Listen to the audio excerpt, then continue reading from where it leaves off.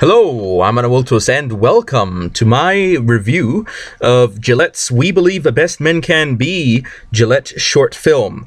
Now, this film has over 27 million views and over 1 million dislikes, but there's also plenty of likes as well, just not as many.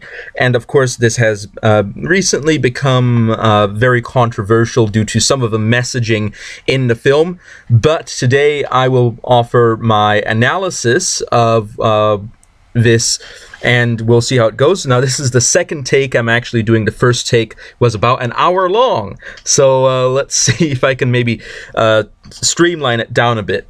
So here we go. And just a little disclosure beforehand, I don't shave at all. I don't use any Gillette products, so I don't have any particular stake in the well-being or the harm of Gillette as a company. Just some little disclosure. So anyway, let's get right into the action here. Bullying. The Me Too movement against sexual harassment. Masculinity. Is this the... And immediately we see a few quotes being put out here from, I presume, maybe news programs or people talking about things. And I would say that what they're trying to emphasize here with the men looking in the mirror and the comments that you're hearing is certain issues in society. And these men, they're looking in the mirror, so they're looking at themselves and they're thinking about these issues, these things that they're hearing, and I suppose since they're looking at the mirror, it's referring to a form of introspection where they analyze themselves in light of these issues that are mentioned.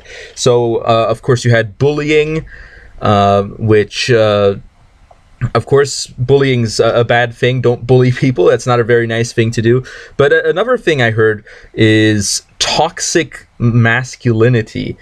And the problem I have with that as a concept is because it assumes a certain standard of masculinity that I, first of all, disagree with in the first place.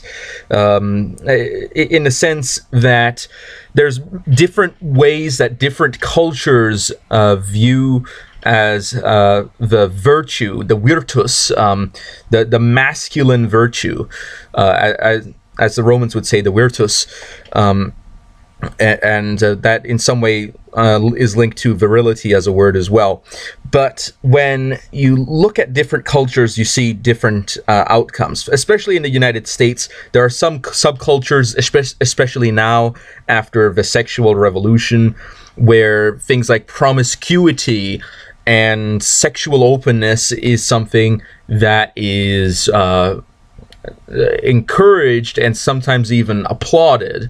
And I believe that that is probably one of the issues that combine to create what these people then term as toxic masculinity, which would be, in their view, I believe, when men are excessively aggressive and in a sexual or in a violent way, which I do not personally believe is necessarily an aspect that I would consider to be part of traditional masculinity. Certainly not adulthood, as I would see a chief virtue of adulthood as being self-control. And so when we talk about people who do not control their actions and are led around by their emotions, that's not very adult, and therefore it is also not very manly, as a man is a male adult and therefore has the male aspects as well as the adult aspects in an ideal world.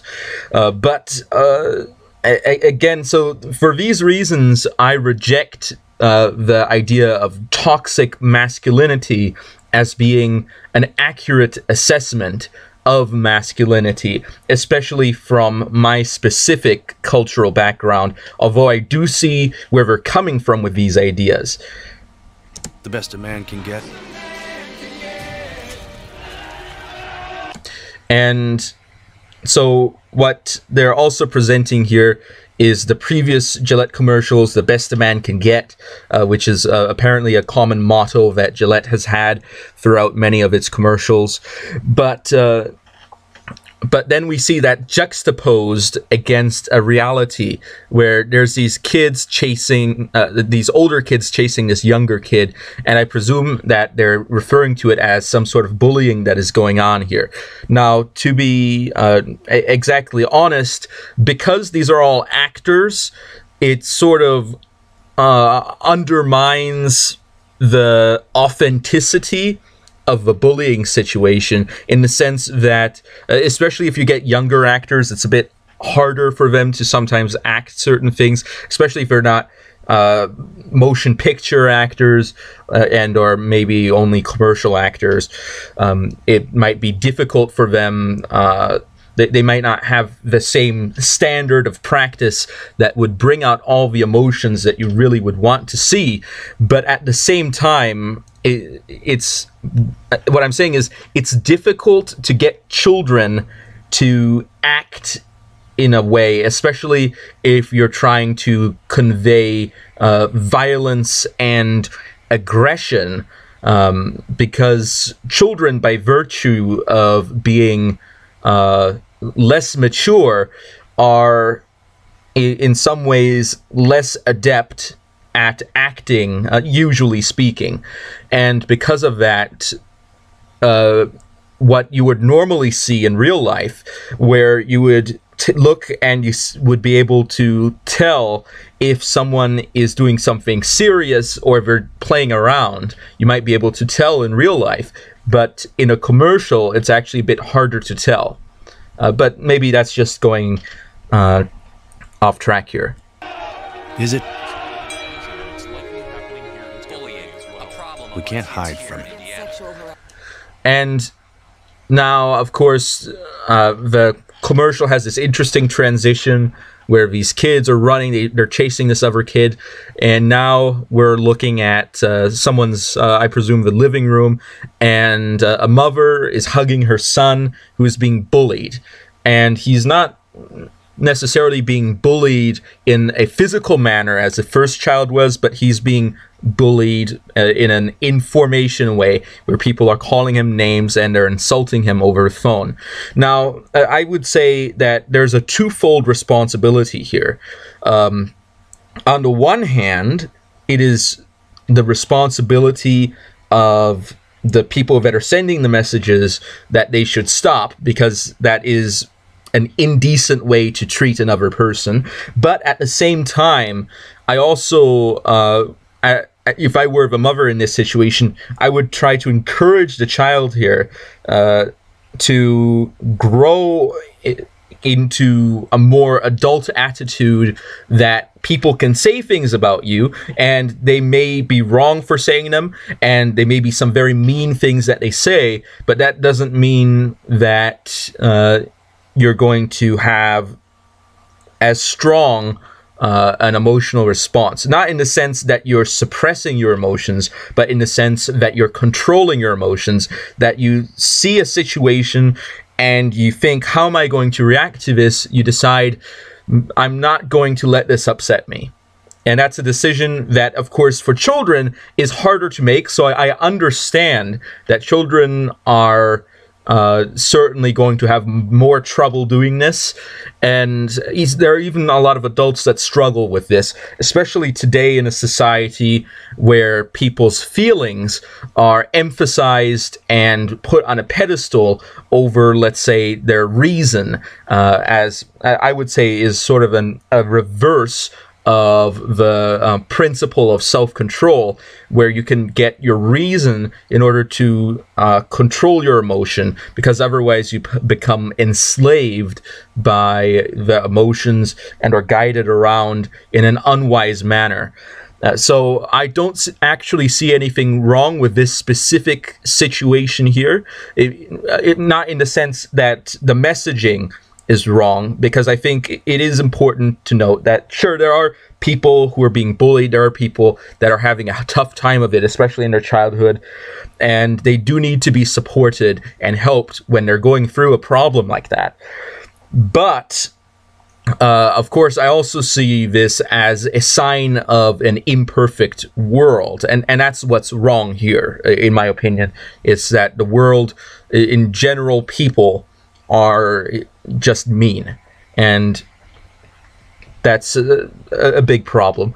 But what you have to do is you need to learn to adapt and to grow into that world, and that's what part of what becoming an adult is. But so again, I'm not condemning the kid for being upset. Just so everyone knows, I'm not condemning the kid to be upset. I'm just analyzing some aspects here. It's been going on far too long. And now we're talking about sexual harassment taking over Hollywood. And of course, I think earlier they had mentioned the Me Too movement. And so, yeah, there are people in Hollywood, especially, and not just Hollywood, other places as well, pretty much anywhere, that are in some way too forward sexually in their advances. And that, of course, is, again, to blame due to their lack of self-control to some extent, but also, well, when I say lack of self-control, I don't mean that they're doing actions without thinking about them. What I mean is that their thoughts, their reason is motivated by their emotion, as opposed to it being the other way around, which I see as the proper order. So it's sort of an inversion of the proper order, when people have these goals that are guided by their emotions. For example, someone wants to have sexual gratification. That's maybe an emotional thing. They're maybe aroused, or they want to have sex, and then what they do is they take their reason and their minds and they use that to find ways into satisfying that emotional desire that they have, when I think it should actually be the other way around. Instead of thinking about it in that way, you should think, what are the things that I need to do in order to accomplish the goals I have, let's say, as a man in my family, or as a man in my company, or in other ways, physically. Maybe I need to exercise more. And then, after you've established these solid things, what you need to then do is you need to then apply your emotions and have passion for the goals that you are making. And I think that that's probably a lot healthier way to live. However, I would say that when they're saying sexual harassment is on the rise, I don't think that's actually correct. I think this is, of course, motivated by the Me Too movement, where now a lot of people have come out and said this, but this has been going on for years.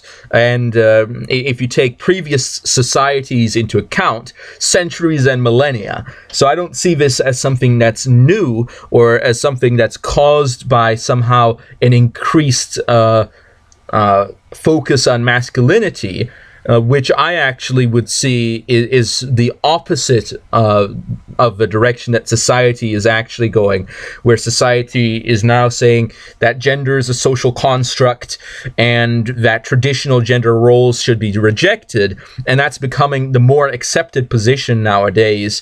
And that's actually, in my opinion, of course, going against the very concept of what masculinity is. And so I would say that in many cases, what's happening here is the people that promote these ideas, they are looking at this as if it's some culture war that they have to win, when they don't realize that they've already won to some extent. So let's get a bit further into this. We can't laugh it off. Who's the daddy? So we see the children, they're seeing the guy at the pool party who's accosting the women, and then we see a live studio audience for some sitcom where where this other guy is overacting, for lack of a better word.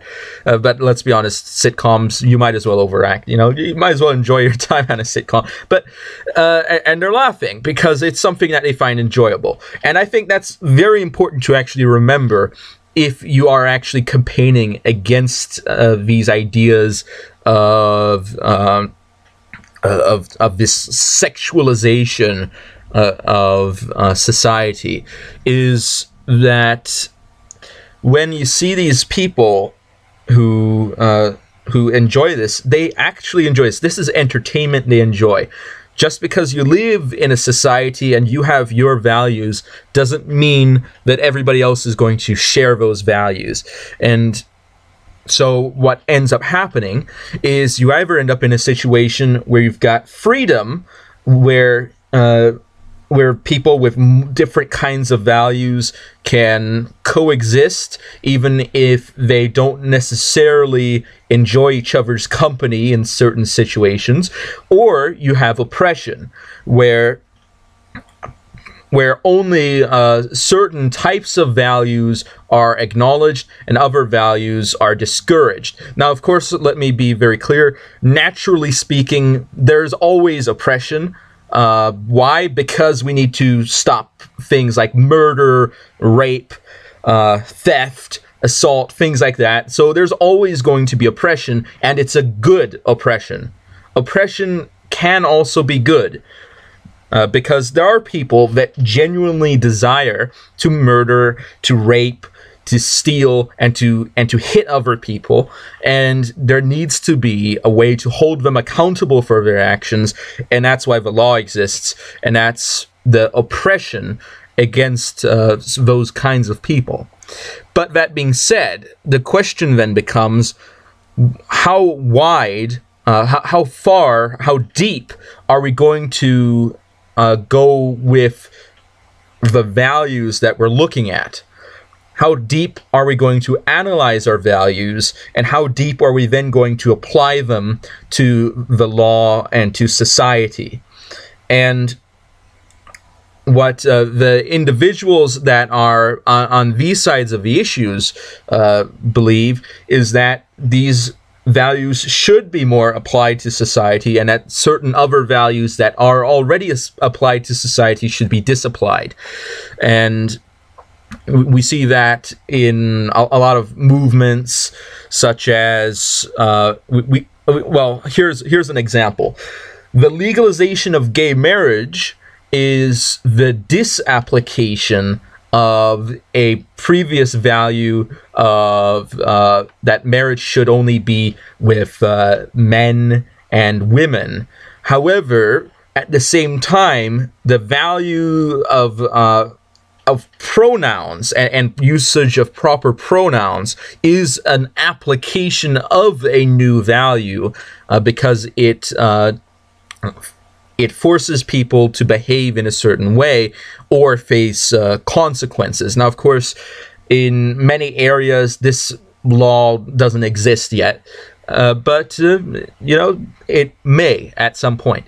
So we see this trade-off happening, and the question is, how far are you willing to go in your oppression of other people's values?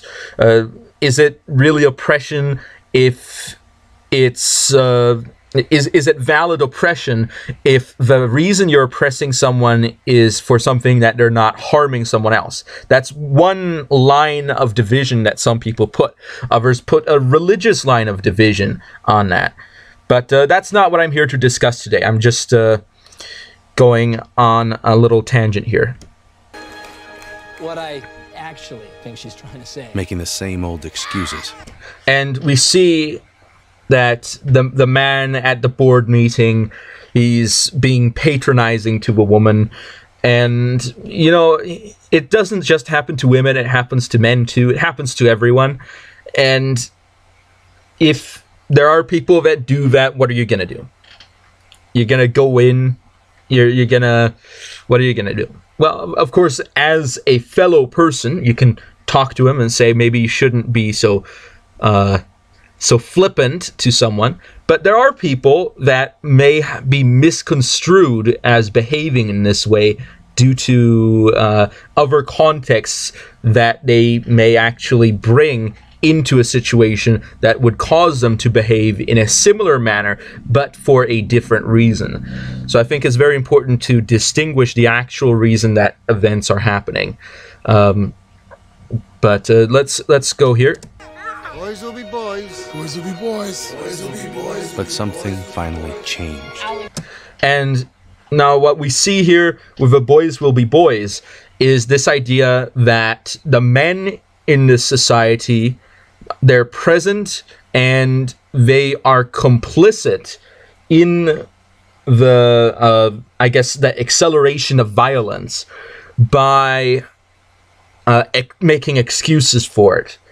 But I think that's actually an unrealistic viewpoint of what's actually happening. Because, of course, some people... well, first of all, let's talk about the fight, okay, between children. I personally think that although children should be raised in a manner that would allow them to function well as adults, as that is indeed the end point of childhood. The goal of childhood is to develop into an adult. And although your body will generally naturally develop physically, if you're given good nutrients and exercise, you still need to develop in a more mental and in a social way. And one example of this development is the understanding, not only of right and wrong, because that's very easy to understand what things are right and wrong. It's not hard to teach people that. But the actual behavioral adaptation to those standards of right and wrong.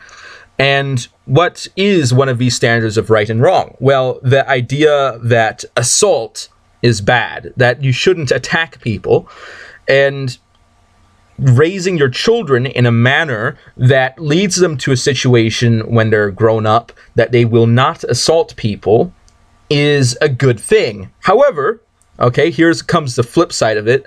However, I do not believe that it is inherently bad for children to fight. And why do I say that? Because, first of all, I'm a martial artist. I fight people voluntarily, and I think it has very much helped me in my development as a fighter, and in other ways as well, in physical exercise and in other ways, and it's also good for socialization to some extent, especially when I show off some crazy move that no one's ever seen before, and people go, whoa, never seen that before. Say, yeah, get wrecked, son. But anyway, back on track. So I think that fighting among children is okay as long as it's consensual. Just like among adults, fighting is okay as long as it's consensual. And if it's non-consensual, then it's assault. And assault is therefore illegal. And if you are indeed trying to raise your children to be well-adjusted adults, then you would, of course, punish your children if they assault people and admonish them, correct them, edify them, build them up to be the adults that they should be. So what I'm saying is that fighting among children isn't inherently wrong. However, assault is inherently wrong, and therefore we should avoid assault. However, voluntary fights are good and in fact beneficial, especially if you think of it from a perspective of the traditional masculine patriarch, because as the head of a family, this patriarch is expected to be able to protect his wife and to protect his children, and therefore is generally expected to have a degree of martial prowess.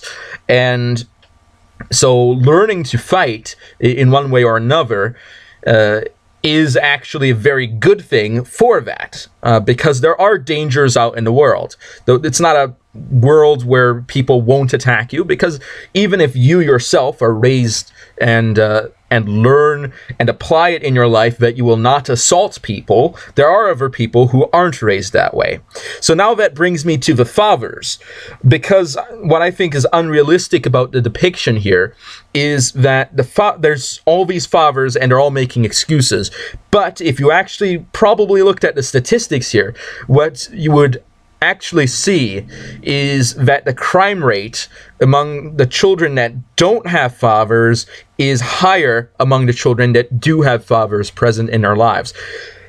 And I think that's a big part that the commercial here is missing out on. That the fact that a lot of children don't have a father to be an example, to be this man that you can look up who teaches you the ideals of what traditionally is considered to be masculine.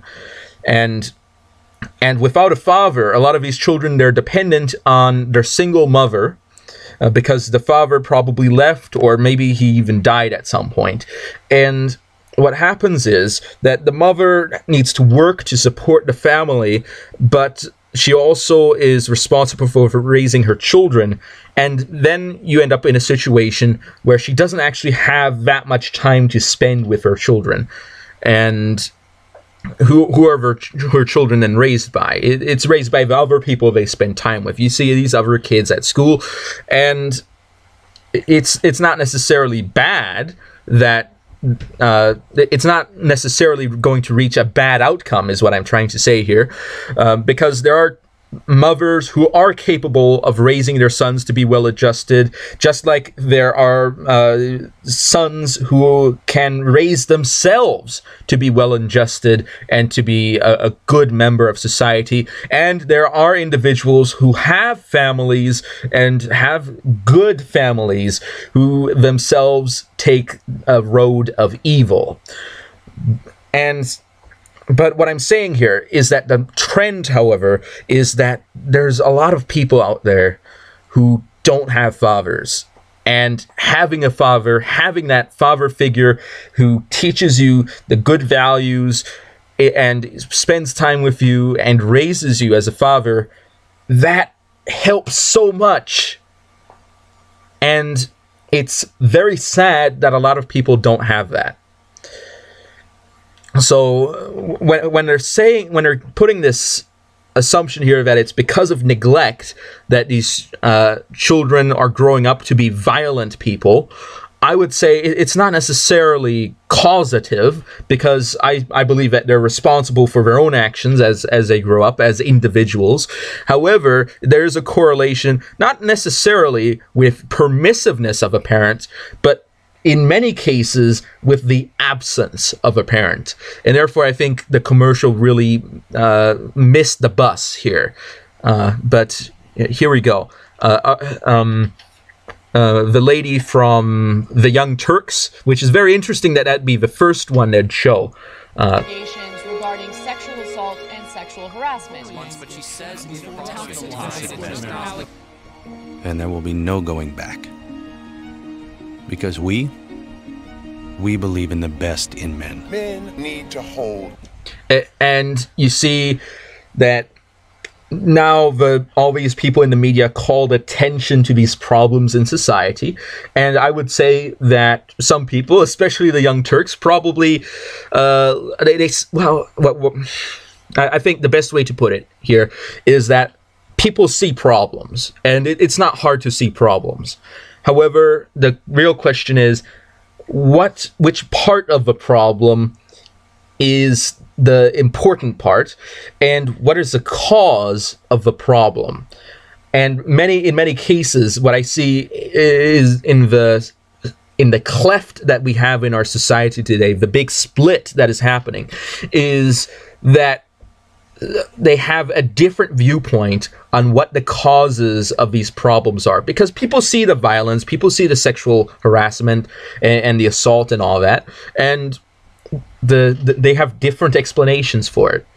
And unfortunately, this is leading to the country down a path of division, which is not very good. other men accountable. And I think it's a good thing that he's talking about keeping other men accountable for their actions. That's a very good thing to do. But of course, the real question is, how far do you go with that? Do you legislate and tell people that they shouldn't make rude comments? Is that really how far we need to go? Or is it more that we need to hold other men accountable when they actually commit big crimes? But that being said, holding other people accountable when they are rude, I think that is in some ways a good thing to do, in the sense that you encourage people to be kind and to be nice to each other, as they should. But at the same time, you need to ask yourself, is it appropriate? Are you the person that should be saying these things? Now we reach a little montage here of the counterpoint to the previous events that we saw leading up to the midpoint, which is the turning point where the media told everyone about these events. So, Oh, sweetie. Come on. To say the right thing. and what I think is very interesting about here is the guy said, "Smile, sweetie," but what we see is, of course, I don't see any significant problem with asking someone to smile. I live in the American South, where people are generally expected to smile regardless of their gender. But service with a smile is such a common thing. And I grew up in parts of Europe where people just didn't generally walk around with a smile. So it was very strange to me that everyone was smiling all the time. It's kind of weird. But culturally speaking, I don't see any problem with asking someone to smile. But that being said, he's also, it could also be taken as a bit of an encouragement, saying, why don't you cheer up? Which I think is a good thing as well. However, this specific phrase is frequently seen as a type of patronizing phrase, and I don't see it that way, because, you know, it might actually be patronizing in a certain situation, and in this situation it very well may have been. However, I do not consider it to be an inherently bad or offensive phrase, and that's why this other man's reaction, this man who is defending the woman. And what's very interesting here is two things about this defense. First of all, he didn't wait for the woman to give a response to the man that asked her to smile, which I find very interesting, which means that he's actually, I think, socially speaking, butting into the situation. Because what he could have done is he could have waited for the woman to say, just leave me alone or something, and then he could have come into the situation. But what he's doing here is he's doing something that in some circles would be considered white knighting, which I don't think he's actually out for it, but that's how some people might perceive it. But what I think is even more interesting is how stern he is in this scene. He looks a little bit aggressive. He looks a little bit angry. He looks like he's been at this party and now his mood has been completely ruined. Someone said, "Smile, sweetie." No, I am offended. This is not okay. You need to stop. That's his opinion here. That's the attitude he's giving off. So I think that's actually a very bad attitude to have. What he should do is he should be more calm. He shouldn't let it get to him that someone else asked someone to smile. He should say, she should first of all wait for the woman to respond and then see if the guy leaves her alone. And then, if the guy won't leave her alone, then he can come in and say, well, she told you to leave her alone, why don't you go do something else or something? And do it with levity, because this is a party they're at. And, you know, the guy who asked the question in the first place, you know, he may have been looking for something, but that doesn't mean that you have to ruin the whole mood of the party, man. What a party pooper is what I call this guy right here. He just took the mood from maybe the party was going at let's say a 3 out of 5 people were relatively happy. He just pulled it straight down to a 1 and just he became confrontational, he became angry, he became very stern, and I think you need to measure your response. So I see this as a bit of an overreaction from this man. If you're going to be angry about something, there's a lot bigger things to be angry about. There's a lot better ways to spend your anger points. So don't let it get to you, man. You need to chill out a bit. You know, I get what you're trying to do. You're trying to stop this man from harassing when what all we saw is that he initiated the conversation. It's not harassment if you initiate the conversation. The initiation point is not the point where it becomes harassment. The point where it becomes harassment is when he just won't leave her alone even when she asks him to. That's where it becomes harassment. To act the right way. Bro, not cool, not cool. And what I see interesting with that scene, with a bro not cool, is a pretty lady walks by, and the man, he's obviously attracted, so he goes towards her, and he's probably maybe going to come out with a pickup line or something. He's trying to maybe arrange a date, maybe get some contacts, maybe get to know a little bit about her. And see maybe if he can perhaps he's looking for a short-term relationship, perhaps he's looking for a long-term relationship, probably not a long-term relationship judging by his reaction, but then the guy, he stops him, his buddy, he goes and says, bro, not cool. He just stops him right away. He didn't even talk to her. He didn't even make contact. It's not harassment if you don't even make contact. It's harassment if he talks to her and she says, leave me alone, and then he continues talking to her. And at that point, it still might count as free speech, but then when maybe he starts following her around everywhere, then it becomes harassment. But you need to, but at least in his response, the bro not cool guy, he remained, he didn't become angry, okay, which is good on him, but he had a very premature response, very early, too early. You need to wait until your buddy starts crossing the line, and he wasn't crossing the line. He wasn't even close to it. He didn't even make contact. No contact was made. No problem occurred. But so I think again that's an overreaction, and what this ends up leading to is a society where no one is allowed to is allowed to initiate contact with anyone of the other sex.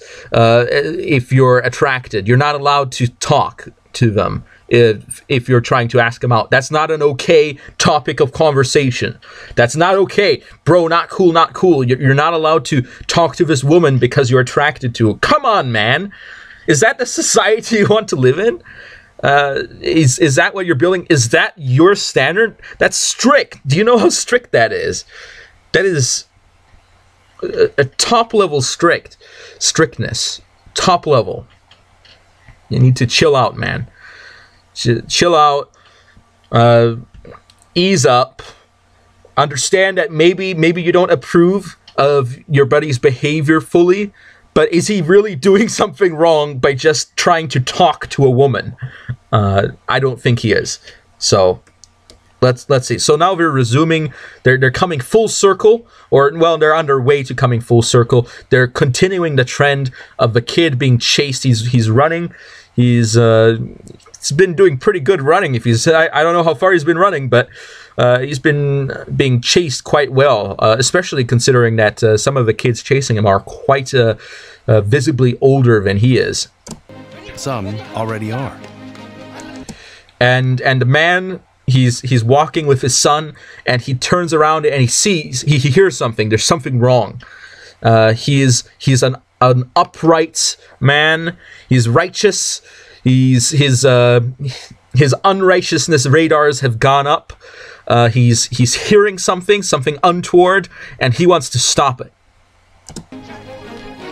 In ways big Yo, men, start acting like we and small. And I think it's good that you have a spirit of reconciliation where you see people and you say, why don't we not fight? Okay, if you don't want to fight, it's a good thing to not fight. Okay, don't want to injure each other, don't want to have gang violence in our cities. That's good. I am strong. Now, this is something that I know people are going to get upset. They're thinking, oh, why are you stopping at this point? I personally, let me just say, at my own personal opinion here, I wouldn't call someone strong if they aren't strong. So I wouldn't consider, just by looking at her, I don't think she's particularly strong. So I wouldn't tell her that she's strong. Now, if she then later on grows up and she is actually strong, then sure, I would call her strong. But I'm not into lying to children. Well, although I know he's not lying to her per se, he's trying to encourage her, which is a good thing. But I think it's important to be real with your children, to be very direct and realistic. But maybe that's just me, you know. maybe I'm going a little bit too far there. But some, and we see the men. They're now taking matters into their own hands. They've lived in this society up till now where people are okay with all these bad things happening, and now there's been the turning point. They watched the Young Turks, so now they know that something's bad's going on, and they know why it's caused, and so they're now responding to these issues, and they're now taking matters into their own hands. They're solving the problems, which, to be fair, is a very manly thing to do. is not enough. It's not how we treat each other, okay?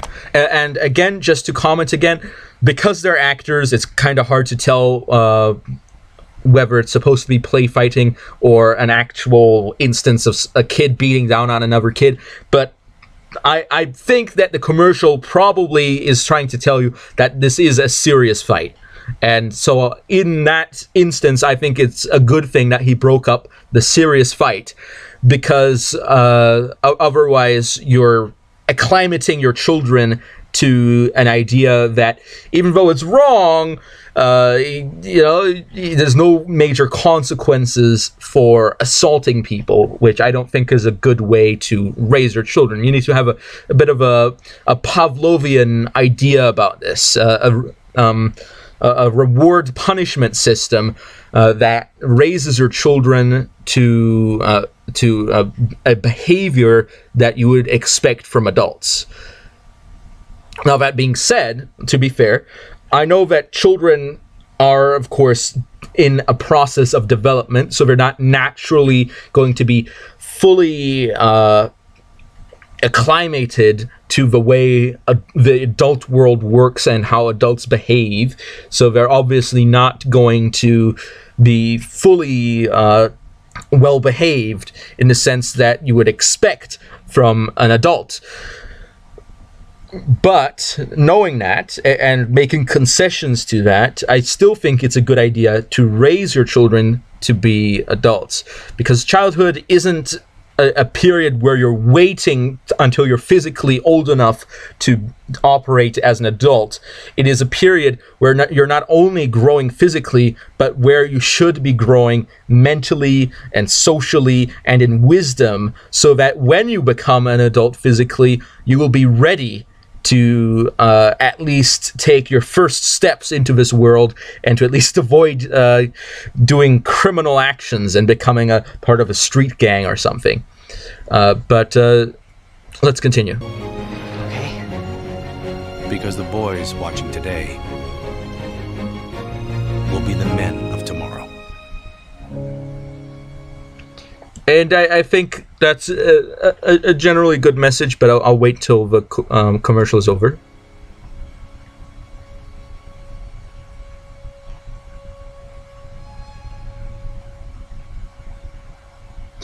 Okay, so my analysis of this commercial. Now, let me bring a little philosophical background to what I'm about to say. I think that the assumption that when someone is doing something wrong or something that's harmful to society, the assumption that they're doing it out of malice is generally, I think, jumping the gun usually. And so when I see someone doing something that I disagree with, I don't usually say that they're necessarily malevolent, even if I do believe that it is wrong on a moral level, but in the sense that I don't necessarily assume that they're trying to harm society when they're doing something bad. And that's where my specific attitude in responding to this is coming from, where I do think that this commercial does have some good messages. It does tell men to look at the problems that you see in societies and to respond to them and to take responsibility as the men in society and as the fathers to your children, being good examples to help solve the problems that exist in your society. And I think that that is a very good message to give. However, at the same time, I believe that something that is harming this message is the background of it, in the sense that it's coming from a position where the cause of these problems is somehow linked to what people believe is a traditional masculinity, when I would actually say it's more of the opposite. It's a bit of a rejection of a traditional masculinity and the rejection of the traditional masculine responsibility that men usually have to their families and to their children. Because as a parent, I think it is your responsibility to ensure that your children are at least raised, as far as it is your ability, to become good and proper adults, getting close to an ideal as much as possible. However, this commercial has undertones emphasizing the other concepts, such as intersectional social justice to some extent, and I do believe that that in many people's opinions soured the messaging here.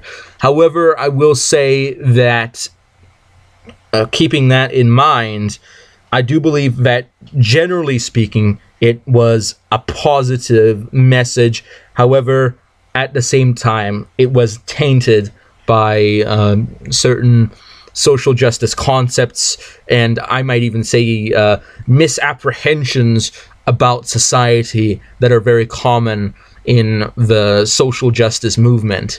And but as one wise man once said, get woke, go broke.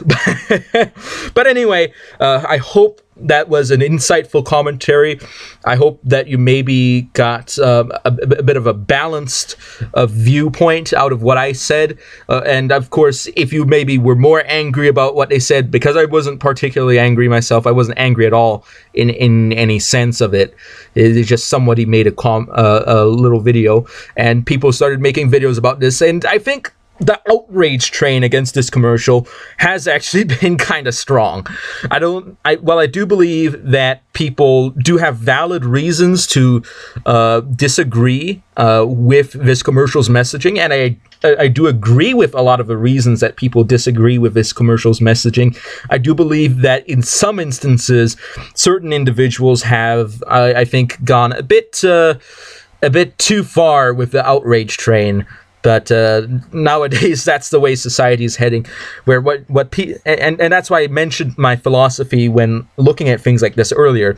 It's because what people look at from the two sides is they look at each other and they assume the worst. They assume, oh, they're trying to tear down traditional gender roles in this commercial, when in fact they're trying to tell men to be responsible, which is a good thing. That's a good message to have, even though some of the ways they go about telling that message are perhaps contradictory to what I would say is the general truths about society. But anyway, thank you all for watching. And how long has this been? Slightly shorter than my previous take. So anyway, thank you for watching. And these are some weird suggestions I'm getting. And I'm going to be honest for you. Some of these suggestions, I've never seen these before, and I don't watch weird videos, okay? So, for example, this sports video at the top, I don't watch sports videos. Or the one below it, Allure, 1950s. Is that some sort of underpants? That's weird. I don't watch underpants commercials, guys. Just to let you know. Full disclosure, nothing weird. This is just what YouTube's giving me. I guess that must be a popular video nowadays. So thank you all for watching, and I will be seeing you all next time. If there's something else you want me to react to, or maybe you want to cooperate with me and you want to talk with me about an issue, or you want me to have a co-commentary on something, as long as it's something that I won't get copyright struck on, I'll be happy to do it. Well, maybe even if it is something that you could get copyright struck on, we can just do a commentary track for it. Although it might be a bit complicated, especially with the frequent pausing. But we'll see how that turns out. So thank you all for watching, and I will be seeing you all next time on A Wiltos Over and Out.